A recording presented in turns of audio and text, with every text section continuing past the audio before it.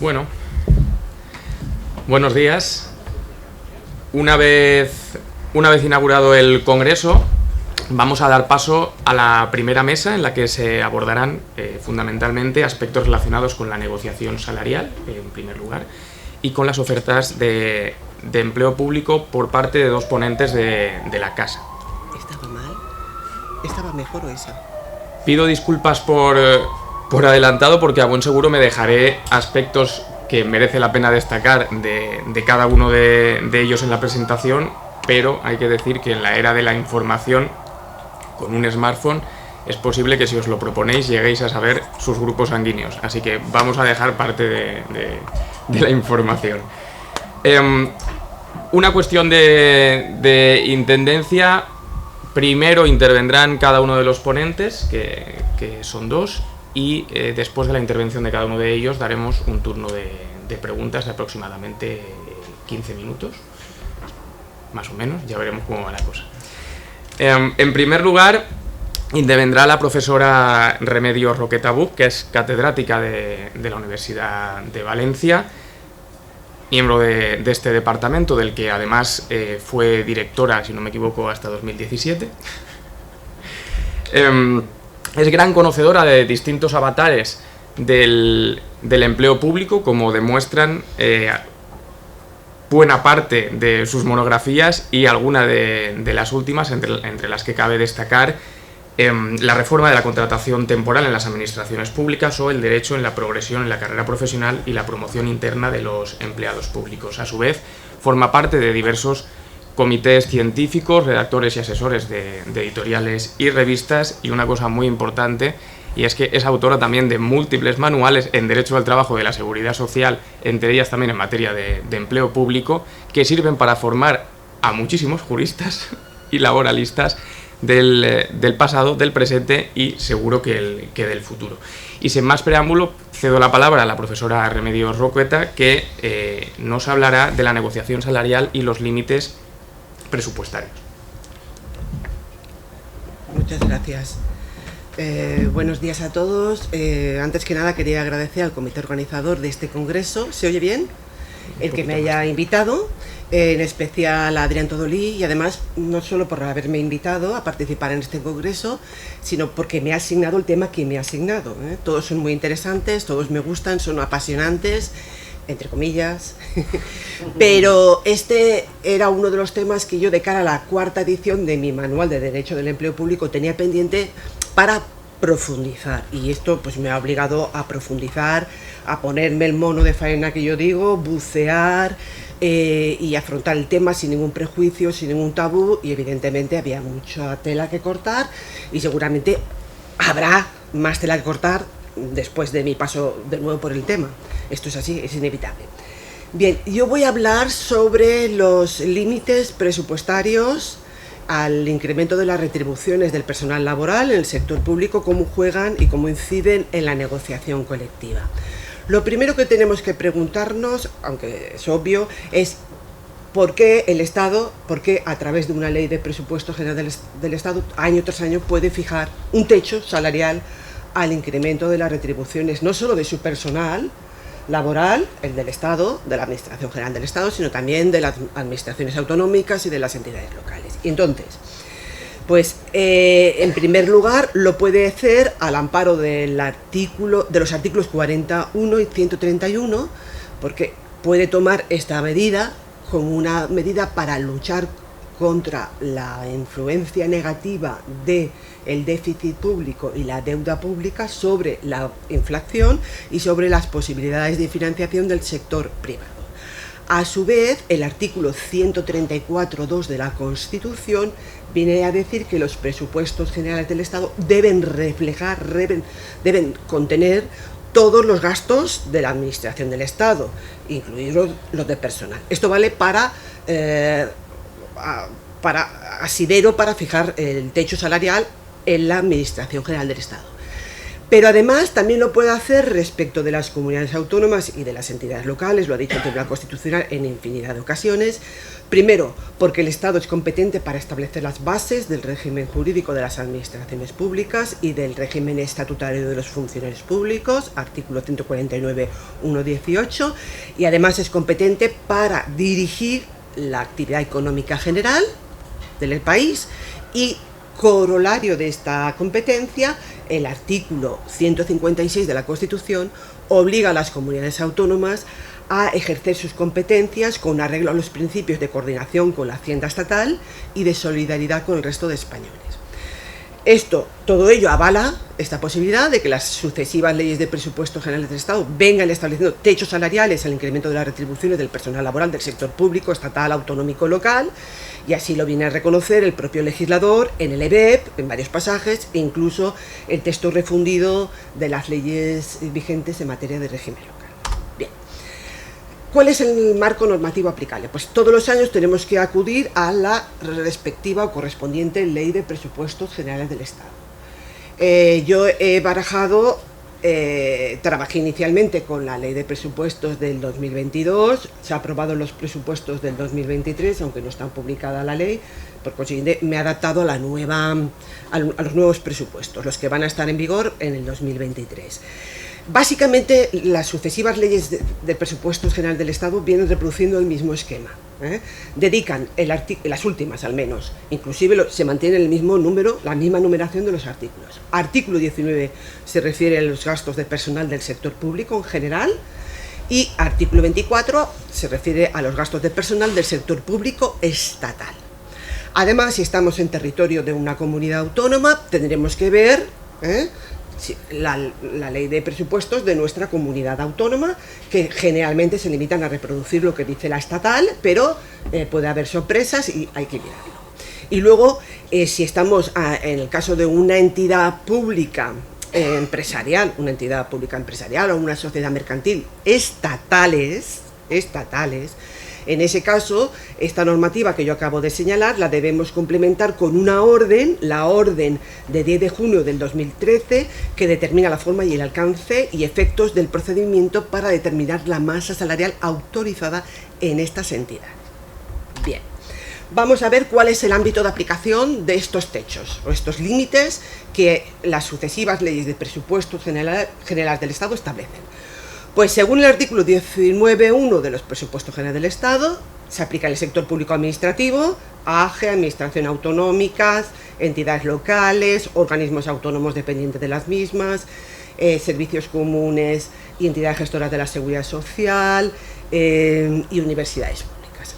Además, también se aplica en el sector público empresarial, que estaría integrado por las entidades públicas empresariales, las agencias estatales y los organismos equivalentes a estas que dependan de comunidades autónomas o entidades locales, y las sociedades mercantiles públicas.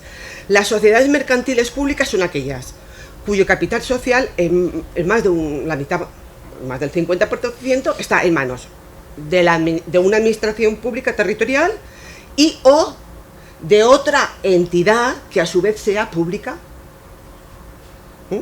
Y aquí lo que se sigue es el criterio del control público, tal y como ha reflejado el Supremo en alguna ocasión, no el criterio de la mayoría del accionariado. ¿Vale? Bien. Las fundaciones del sector público, los consorcios, los órganos constitucionales del Estado, el Banco de España y el FROP. Todos ellos están dentro de estos límites. Vamos a ver cuáles son los límites que se han previsto para el 2023. Pues bien, podrán crecer hasta un 2,5% con respecto a las retribuciones del año 2022. A mayor abundamiento está previsto 2 incrementos adicionales, si se dan las condiciones que voy a decir. Primero, un incremento de hasta un 0,5% vinculado a la evolución del IPC armonizado. Si este se sitúa por encima del 6%, entonces se podrá jugar con hasta un 0,5% adicional. Y luego también hay otro adicional de hasta 0,5 en función del incremento vinculado a la evolución del PIB nominal en el 2023. Esto es, si se desajusta Si no se corresponde con el cuadro macroeconómico que se ha utilizado para la elaboración de los presupuestos del 2023, se podrá aplicar hasta un 0,5% adicional.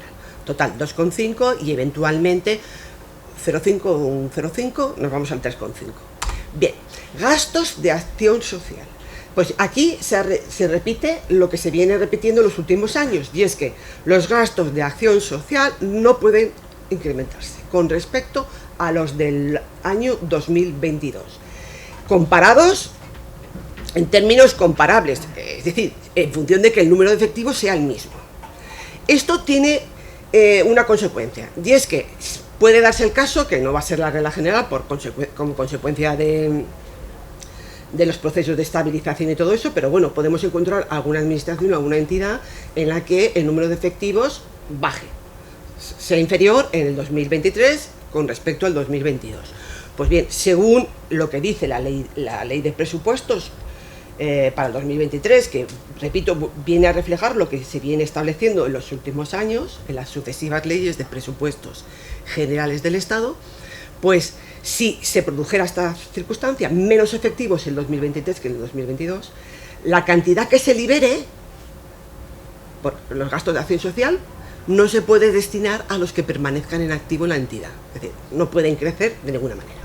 Y luego, con respecto a las aportaciones a los planes y fondos de pensión del sistema de empleo o contratos de seguro que incluyan la contingencia de la jubilación, pues se permite, pero como viene siendo habitual también en las últimas leyes de presupuestos, dentro de la masa salarial autorizada.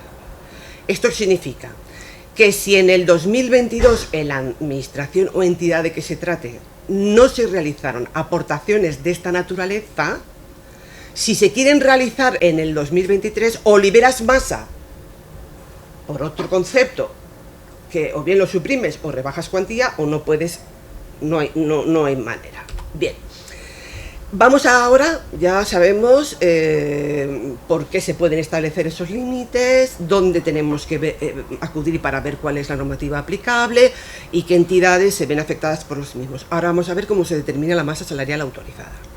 Bien, la masa salarial autorizada estará formada por el conjunto de las retribuciones devengadas por los trabajadores de la administración o entidad de que se trate en el año correspondiente. Vale. Son las retribuciones salariales todas, he puesto algunos ejemplos porque son algunos conceptos que el Supremo ha dicho que sí, que están dentro, pero que todo lo que es salario. Y también dice las extrasalariales, pero luego a continuación excluye la mayor parte de las mismas. No se consideran, a efectos de determinar la masa salarial autorizada, no se determina, no sé, a ver, aquí, vale, sí. ¿Estamos? Sí, no, la siguiente, la anterior. Vale, no se tomarán como referentes, es decir, se descartan lo que se cobren por estos conceptos, las prestaciones e indemnizaciones de la Seguridad Social, las cotizaciones a la Seguridad Social que corran a cargo del empleador, las indemnizaciones por traslados, suspensiones o despidos, y todas ellas tienen en común que el importe de las mismas viene determinado por la ley, por consiguiente no se pueden topar. Y luego tampoco se consideran, quedan fuera de la masa salarial autorizada, las indemnizaciones o suplidos por gastos realizados por el trabajador. Vales para la ropa de trabajo, para comer fuera de casa cuando el trabajador se tenga que desplazar fuera del domicilio por razones de trabajo. Todo esto son gastos que si se vea obligado el trabajador a asumirlo, no tienen que recaer en él y no se pueden topar. Bien. Ámbito personal. Vamos a ver. La masa salarial será el conjunto de lo que se ha devengado por estos conceptos en el año natural 2022 y 2023, porque lo tenemos que comparar, pero ahora vamos a ver qué trabajadores consideramos a estos efectos. Entonces, el Supremo ha dicho en una ocasión, a propósito de los complementos de prejubilación, que ha de tratarse de personal laboral del ayuntamiento, de la diputación, de la entidad pública empresarial, de la sociedad mercantil, que esté en activo. Esta afirmación tiene relevancia de cara a los complementos de prejubilación, que según el Supremo no entrarían dentro de la masa salarial y no estarían topados. Yo, sin embargo, discrepo, me alineo más en la posición del voto particular que acompaña la sentencia. Estos son gastos de personal y se les debe aplicar también el tope. Bien. Habría que excluir, al menos en la esfera estatal, al personal directivo por una sencilla razón, porque este cuenta con un régimen retributivo específico que se refleja en el artículo 21 de la Ley de Presupuestos Generales del Estado, ¿no? Bien, tercera afirmación. Deberemos estar al personal laboral de la administración o entidad de que se trate, como la ley no distingue, todo el personal, independientemente de la vinculación que mantenga con la administración o entidad, ya sea indefinida o temporal. Por tanto, los temporales también se deben considerar. Al menos los temporales estructurales con puesto y plaza en la plantilla ordinaria. Vale. Las dudas a mí me vienen y creo que el personal laboral fuera de plantilla, así como el personal cuya retribución sea vía capítulo 1, pero proceda de una subvención de otra administración pública, o que no va a cargo del capítulo 1, sino de los créditos presupuestarios de inversiones, este personal, a mí me surge la duda. Yo creo seguramente que estos deben ir aparte, lo que no significa que sus remuneraciones puedan crecer sin límite, a diferencia del resto de indefinidos o temporal estructural que ocupa una plaza de plantilla, pero se deberían considerar por separado. Bien, y por lo demás, es indiferente que este personal, sus condiciones de trabajo, en este caso las económicas, vengan fijadas por convenio o estén fuera de convenio. Aquí es indiferente. Y también deberemos tener en cuenta si se han producido reversiones o disoluciones de entidades públicas, una sociedad mercantil que ha vuelto a la administración territorial matriz, y esta se ha subrogado en los contratos de trabajo. Estos trabajadores subrogados también se deben considerar a la hora de calcular la masa salarial autorizada. Bien, ámbito temporal. Pues hay que considerar, para ver la masa salarial autorizada en 2023, pues las retribuciones devengadas por estos trabajadores de 1 de enero a 31 de diciembre del 2022, y las compararemos con las de 1 de enero hasta 31 de diciembre del 2023. Bien, esto no plantea muchos problemas. En cualquier caso, la ley de presupuestos todos los años nos dice que esa comparación entre la masa salarial autorizada de un año y el siguiente tiene que hacerse en términos de homogeneidad para los dos periodos de comparación. Y nos dice específicamente que tenemos que considerar y estar atentos a el número de efectivos y la antigüedad, por un lado, y de otro, el régimen privativo de trabajo, la jornada, horas extras y otras condiciones laborales. ¿Esto qué significa? Que si en los años que estamos comparando se producen cambios, observamos cambios que afectan estas condiciones de trabajo, las cantidades que resulten de estas circunstancias especiales las deberemos considerar aparte. Y así, por ejemplo, si en el 2023 se incrementa el número de efectivos, porque se incrementa la oferta de empleo público, porque hay subrogaciones, o se incrementa el número de trienios o complementos de antigüedad equivalentes según el convenio colectivo. Vale. En este caso, pues la masa salarial deberá experimentar la adecuación proporcional. Por contra, si se produce una disminución en el número de efectivos o de efectivos, en ese caso, la cantidad que se libere por estas ausencias no se puede aplicar a los que sigan en activo en la administración o entidad correspondiente. Vale. ¿Cuál es el procedimiento? Ya sabemos que consideramos para determinar la masa salarial autorizada, qué conceptos, respecto de quiénes y el tiempo. Ahora vamos a ver el procedimiento. Pues la Ley de Presupuestos Generales del Estado, en el caso de la esfera estatal, exige informe previo y favorable, y la necesidad de una autorización de la masa salarial por parte del Ministerio de Hacienda y Función Pública. Si estamos en la comunidad autónoma, pues será el órgano equivalente. En la Comunidad Valenciana, la Consellería que tenga asignadas las competencias en materia de Hacienda Pública. Bien, se requiere como requisito previo para empezar a negociar las condiciones salariales en una administración o entidad pública, se requiere este informe previo y favorable y la autorización de la masa salarial. Ahora bien, en la próxima ley de presupuestos, los presupuestos para el 2023, se incorpora una novedad, porque se dice que excepcionalmente, si el convenio regula la forma de distribuir el incremento retributivo establecido en la Ley de Presupuestos Generales del Estado, no será necesario el informe previo de masa salarial para la aplicación del incremento. ¿Vale? En este caso no será necesario. Si alguno de vosotros entendéis a qué se refiere, uno lo explica luego y se lo agradeceremos. Vale. Y luego, si estamos ante una entidad pública empresarial o una sociedad mercantil, ¿qué significa y por qué se ha hecho? Las dos cosas.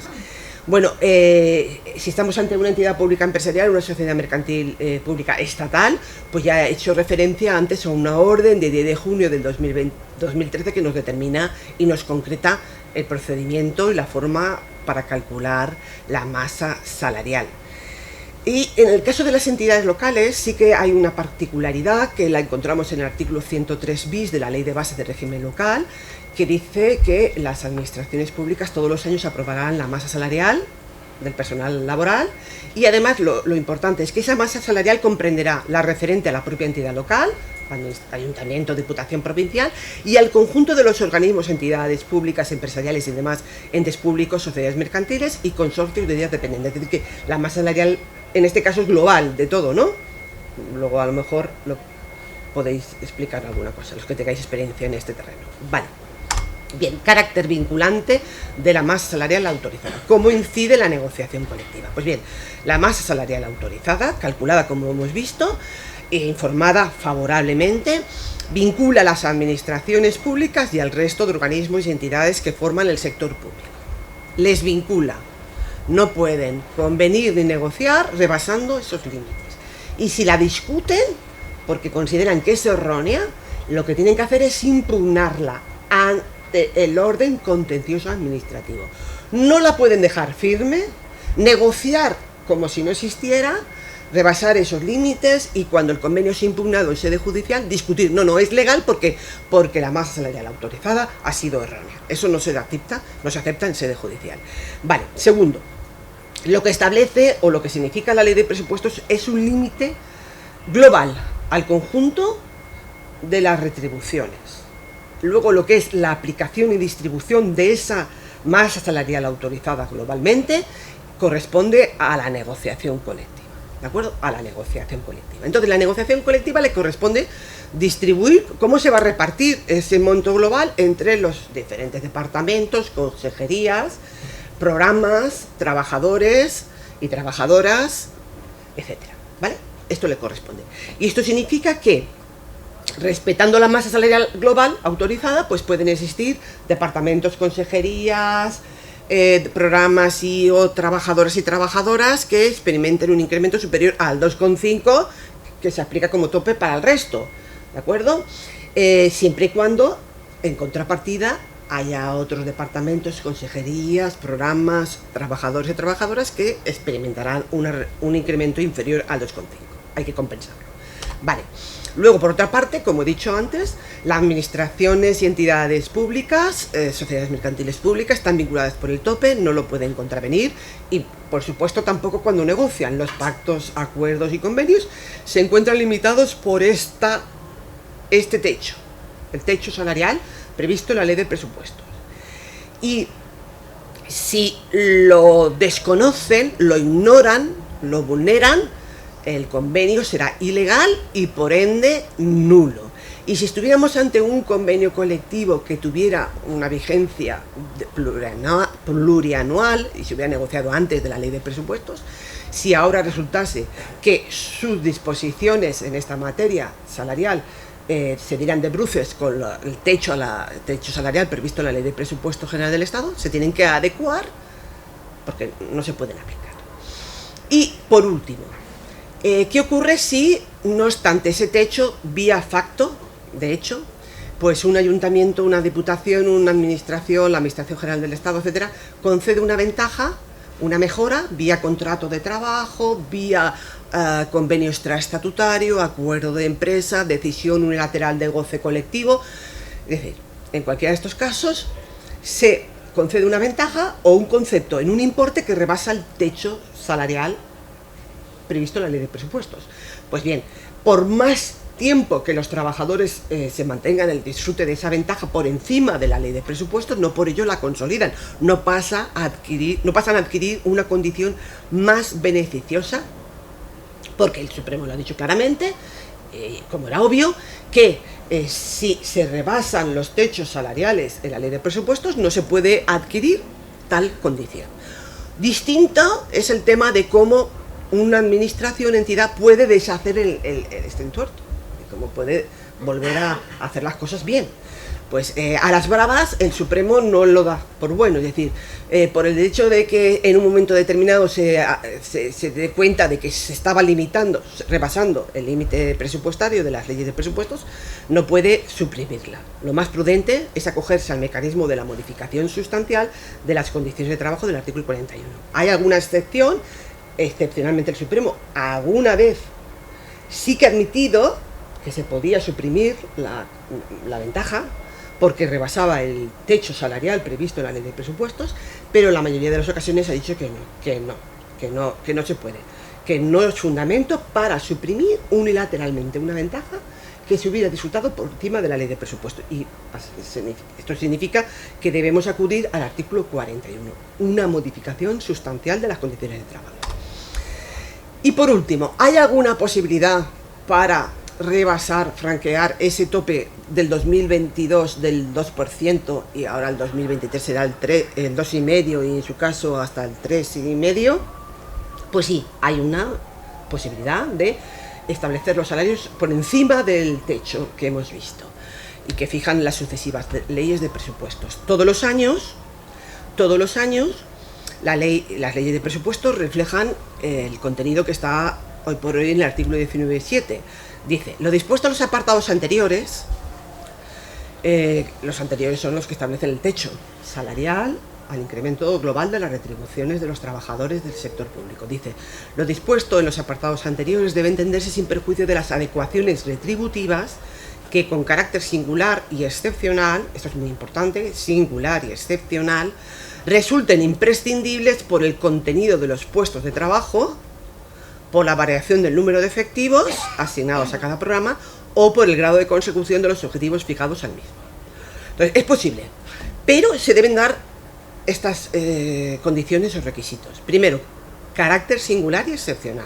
No se pueden establecer retribuciones al alza con carácter general para todos los trabajadores del ayuntamiento, para todos los trabajadores de una entidad pública empresarial, de una sociedad mercantil. Carácter singular y excepcional. Segundo, esa retribución al alza tiene que ser imprescindible por alguna de las tres circunstancias que señala la ley, y solo por alguna de las tres, no otras. Y esas tres circunstancias son, primero, por el contenido del puesto de trabajo, es decir, se está refiriendo a un supuesto en el que tenemos uno o varios puestos de trabajo, no todos los puestos de trabajo, que se modifica la RPT o bien el sistema de clasificación profesional convencional, se modifican las tareas, las funciones del puesto de trabajo. Y como consecuencia de estas tareas o funciones, esto significa un incremento del salario del trabajador que las va a ocupar. ¿Vale? Entonces, este caso sería posible. Segundo, por la variación del número de efectivos asignados a cada programa. Bueno, esto ya se deriva de lo que establecen los artículos 19 y 24, es que la comparación tiene que hacerse en términos de homogeneidad, tomando en cuenta el número de efectivos. Por siguiente, si el número de efectivos incrementa, hay que incrementar en proporción la masa salarial. Bien, aquí no añade nada. Pero el tercero sí que añade nuevo. Por la consecución de los objetivos fijados, por el grado, habría que decir, por el grado de consecución de los objetivos fijados al programa de que se trate. Es decir, en función de los objetivos que se consigan en el programa, pues se podría incrementar la masa para estos. Las retribuciones por encima del límite general. Pero repito, son estas y solo estas las circunstancias. Y no se pueden pactar retribuciones al alza por encima del tope que establece la Ley de Presupuestos Generales del Estado. Por ejemplo, porque se negocia el nuevo convenio colectivo y se modifica la clasificación profesional de los trabajadores, porque se modifica toda la RPT, no. O porque se quiere articular procesos de promoción interna. Tampoco, no, porque necesitamos un puesto de trabajo cuyas labores y tareas se vean modificadas, y este no es el caso. Vale, y en todo caso, y esto es muy importante señalarlo, se exige informe previo y favorable, no solo de la masa salarial autorizada globalmente, sino también de por qué razón es preciso, se pide autorización para superar el tope salarial, en este caso en particular. Hay que justificarlo y hay que pedir, no basta con el informe de la masa salarial autorizada, hay que pedir un informe y una autorización específicamente para a este colectivo de este programa, porque han conseguido los objetivos o porque a estos puestos de trabajo, porque se han modificado las tareas y ahora son tareas superiores que implican un salario base superior, etcétera. Esto hay que explicarlo y hay que pedir un informe favorable previo sobre estas circunstancias, si no, no vale. Y bueno, básicamente esto es lo que yo quería decir. Ahora se abre, creo que no me he pasado, ¿no? Un minutito solo. Vale. Entonces, ahora se abre un turno de preguntas y también podéis tomar la palabra para exponer vuestra experiencia, porque si estáis en el ámbito de las entidades en las que trabajáis y estáis con el tema de las masas salariales, seguramente nos podréis ilustrar con más problemas o con soluciones a los problemas que yo he ido planteando, y os lo agradeceremos todos. Muchas gracias.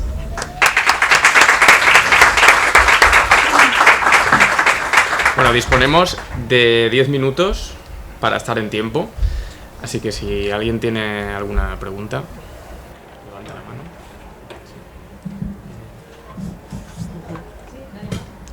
Está cerrado. Pues es que has nombrado la bicha y no me puedo resistir, porque el día a día de las administraciones pues es controvertido y todos hemos tenido la experiencia de hacer una primera relación de puestos de trabajo que no teníamos ni idea, que íbamos por libre, que incluso no estaba ni permitido legalmente porque no estaba previsto para nosotros las RPTs. Quiero decir que inicialmente era una necesidad que teníamos y íbamos tomando soluciones para tener unas retribuciones mínimamente objetivas y razonadas, ¿no? Porque tú tienes este complemento específico y el otro tiene uno diferente porque trabaja turnos, porque no sé qué, porque había su... Dicho esto, que son los antecedentes, una vez tú has aprobado una RPT, parece que te tengas que casar con esa RPT para toda la vida, porque conforme acabas de decir, los términos de las leyes de presupuestos generales del Estado dicen que de forma singular y no sé qué, ¿no? y excepcional. Claro, y tú has matizado muy bien, por tanto, no cabe cambiar el convenio, no cabe cambiar toda la RPT, pero en algún momento nos hemos visto obligados a hacerlo, porque, claro, las primeras RPTs eran una cosa muy incipiente, muy básica, muy de salir del paso, pero luego hemos ido aprendiendo, hemos tenido las necesidades y hemos ido cubriéndolas, y llega un momento que tienes que reinventar aquello, y por lo que veo no hay solución. Y mi experiencia, ya que nos has invitado y que pasó el filtro de la delegación de gobierno en su momento, fue comprometernos a una aplicación por años. Entonces suprimimos las productividades, pero porque en aquel momento tuvimos la suerte de tener ese contexto, ¿no? Suprimimos las productividades que se venían percibiendo para dar solución a todas estas circunstancias, y luego dijimos, y esto se aplicará en 3 años. Y pasó el filtro de la delegación de gobierno. Pero considero, desde mi humilde opinión, que continuábamos fuera del límite legal, porque los conceptos de singular y excepcional no se cumplían. Y dicho esto, no sé, bueno, sí, es que en realidad es una experiencia conforme nos invitaban. Evidentemente, sí. A ver, las RPT y la clasificación profesional convencional se pueden modificar. Otra cosa es que los cambios... sí, pero siempre... Vale, eso se puede hacer. A ver, si ha habido un error en la valoración de los puestos de trabajo, pues hay una justificación también. Lo que pasa es que tendrías que argumentarlo muy bien y cuando pidas la autorización de la masa salarial y pedir y explicarlo muy bien, a lo mejor te lo conceden. O sea, es decir, que si hay un... No, pero que yo que si hay una RPT que está mal hecha, pues eso está, hacer las cosas bien puede estar que justifique esto. Ahora tenés que explicarlo y justificarlo bien. Y luego puede ser una buena señal, o sea, una buena solución hacerlo de forma progresiva, pero sí que me dices que tuvisteis que liberar otras partidas, la productividad. Es decir, que... ¿Más preguntas?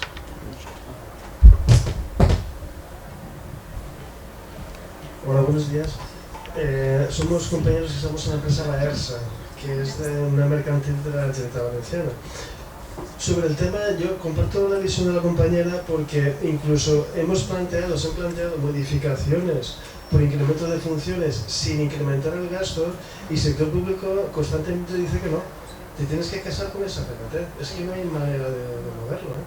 Hay un mal entendimiento o no sé, pero estamos bastante abandonados en ese tema, ¿eh?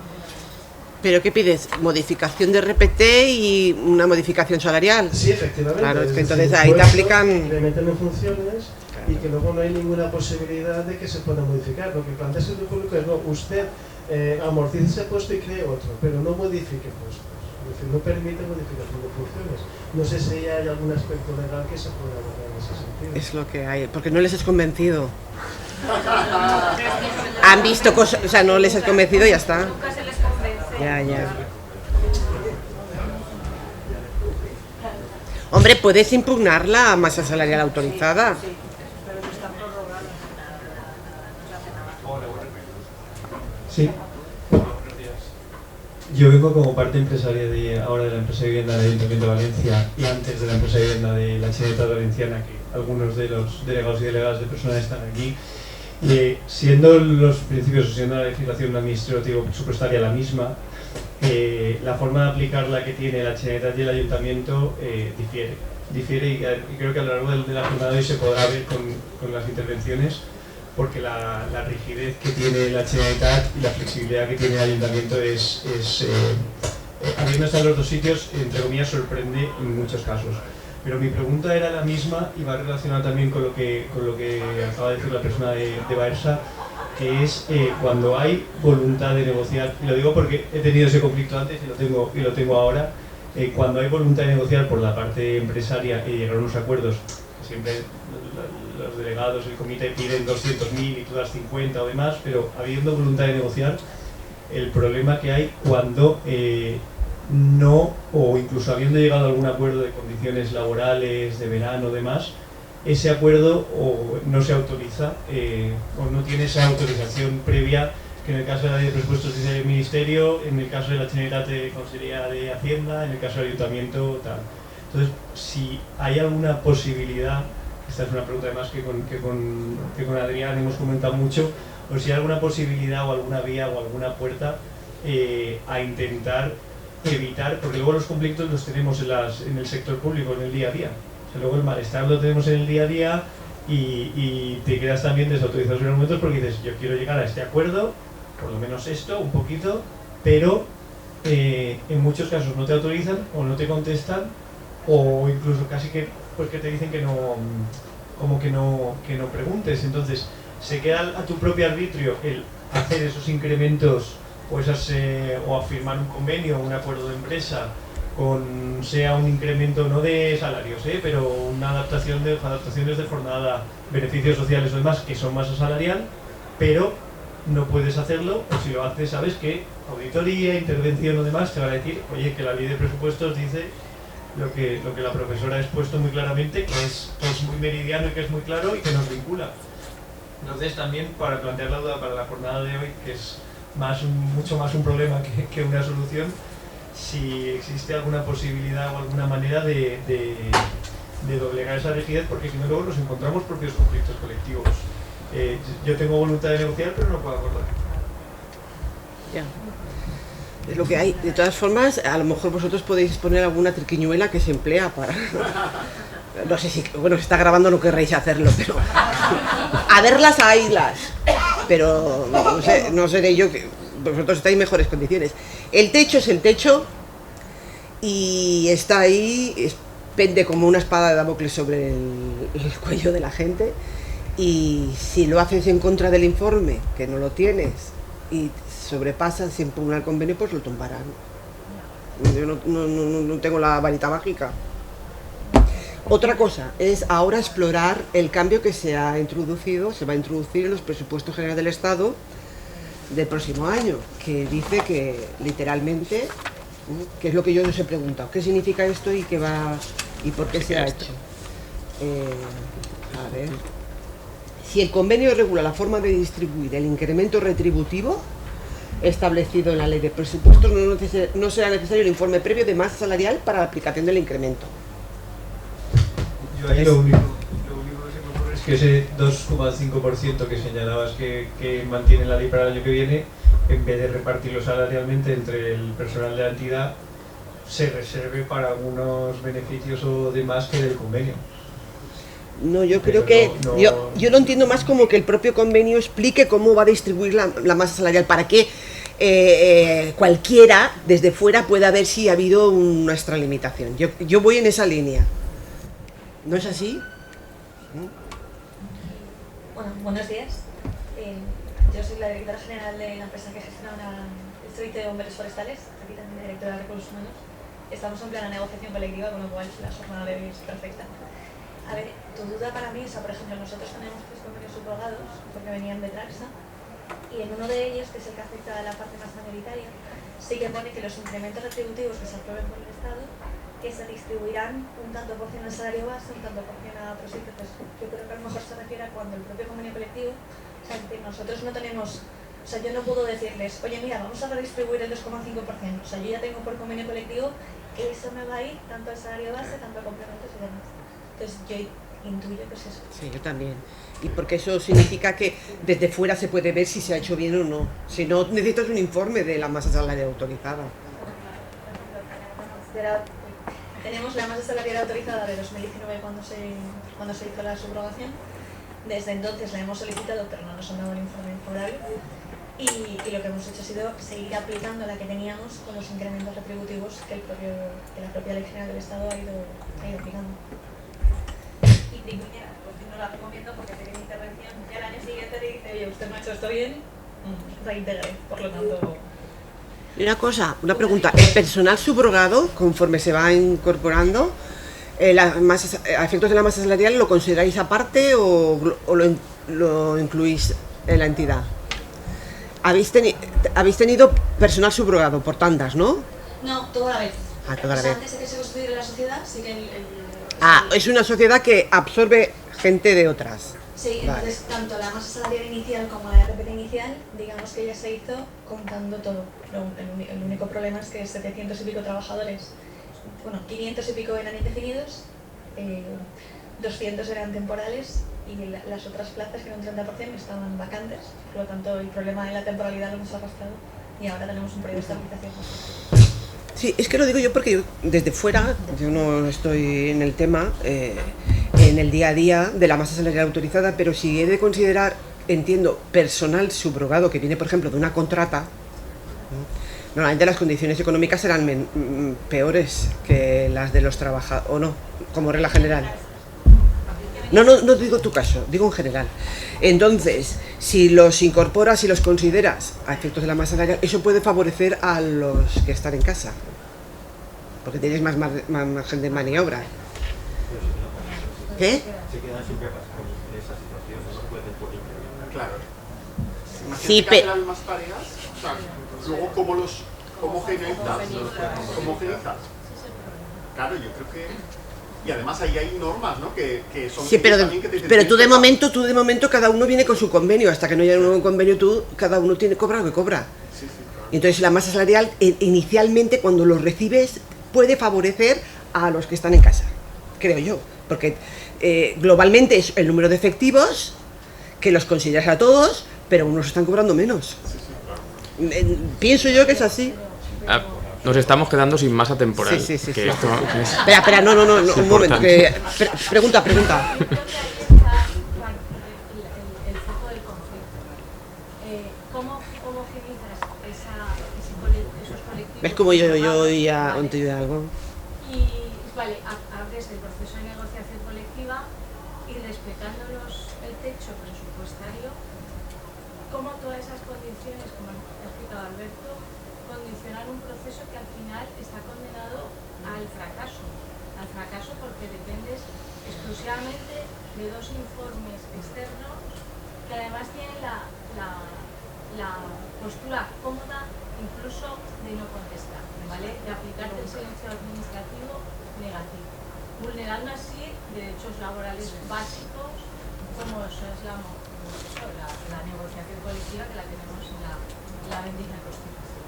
Yo creo que ahí es el gran problema. También porque es un sector que tiene una herencia, no se ha querido regularizar la herencia vía una protesta homogénea de convenios en el sector y no hay intención, o aparentemente como trabajadora y como representante, parece que el objetivo es fundamentalmente mantener la división interna, incluso dentro de las entidades, tirándose con convenios caducados. Vamos a intentar acortar, por favor. Entonces, la conflictividad está abierta y además sin capacidad de defensa jurídica, porque te vas a tribunales y mediante la argucia del techo presupuestario y la necesidad de esos informes favorables, el trabajador no tiene ningún tipo de defensa, ni poniendo en valor los convenios vigentes, aunque sean caducados, ni abriendo la negociación colectiva. Entonces, a lo mejor hay que hacer un congreso de triquiñuelas. Sí. Parecemos bobos. O sea, los representantes sindicales tienes a los gestores públicos que van cambiando evidentemente por los colores políticos y se nos quedan a todos la cara de bobos, por decirlo finamente, ¿no? No sé, yo no tengo experiencia en hablar en este tipo de foros, pero la indignación como trabajadores y además como empleados de lo público, en el conflicto de empleado público sí o no, como si fuéramos margaritas, pero es un problema de derecho del trabajo, es un problema de derecho de la administración, es un problema de la ciudadanía, que a mí me gustaría un congreso de Seguro que el próximo que haga Adrián se llamará así y seguro que tiene mucho éxito. Bueno, seguro que hay más tiempo para el debate, además muchas cosas saldrán, las mismas preguntas más adelante. Vamos a cortarlo aquí y damos paso a la siguiente mesa. Muchas gracias a la profesora Remedios.